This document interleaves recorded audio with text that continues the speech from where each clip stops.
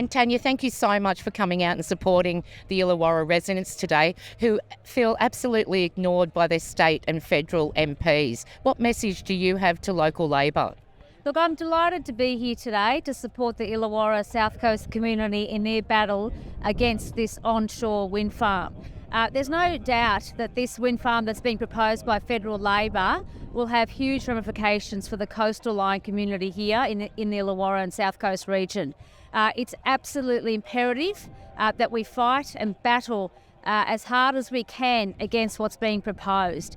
This is the coast that people have come here to enjoy living for many, many decades. There are families here, there are generational grandparents, parents and children here that have enjoyed the community here for many, many years, whether it's for recreational purposes, business, fishing, tourism. The coast is critical to the Illawarra and it should be preserved and protected.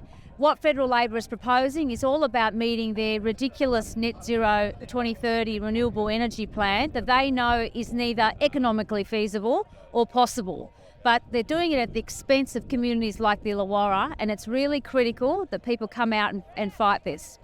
We have so many existing businesses in the Illawarra who thrive and rely on tourism, good family businesses that have been going for many years. Shell Harbour have a world-class marina where they're just starting to get tourism operators working out of there. Fishers, tours.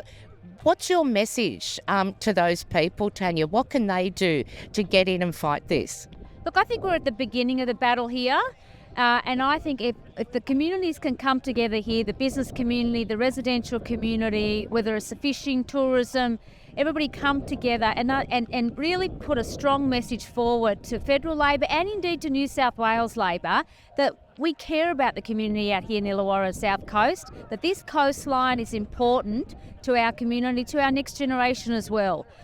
What I think is also critical to understand is New South Wales Labor government plays a role in this too. Because it's one thing to build these onshore wind farm, you also have to connect it onto the grid. And once it gets to the mainland, that's where New South Wales Labor plays a role as well. And it's important that these Labor MPs, both state and federal, understand that the community have had a gutful. They are sick and tired of just being, of these sorts of projects being imposed on them without the proper community consultation and appreciation of how important this coastline is to the Illawarra and South Coast community. And One Nation's put their support behind calling for answers and wanting more information. Why do you think this aligns with One Nation?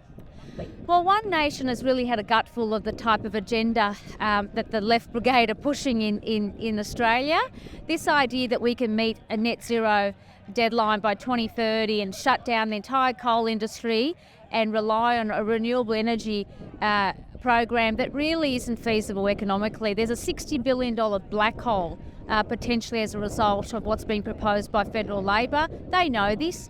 Australia can't afford the type of projects that are being proposed, but it's also at the expense of our community and our coastline. What's being proposed here and indeed in Port Stephens, the type of projects that will destroy the coastline as people know it today. And we've got a duty of care. If you care about the environment, how about the duty of care that we have to hand over a beautiful coastline to the next generation? What's being proposed will destroy that, and it's clear Bowen really has to, I think, stand up here and actually turn up to the community of Wollongong and Illawarra and explain his case. He's not prepared to do that. All he wants to do is tick off a list knowing that it will destroy the community as we know it here.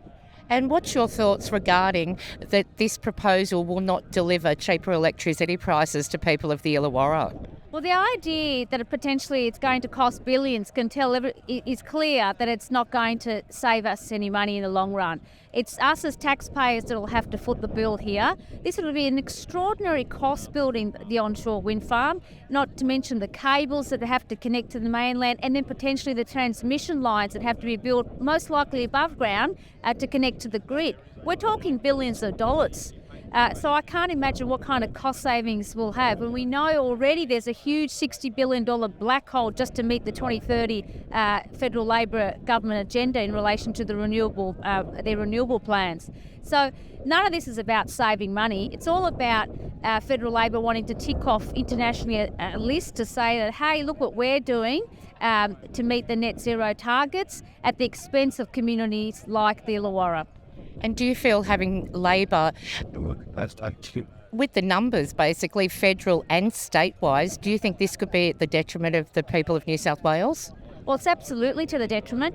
And what I can't understand is if you look at South Australia, there's also a Southern Ocean onshore wind farm being proposed down there, but South Australian Labor government's actually taking the battle up to Bowen, and they're saying no.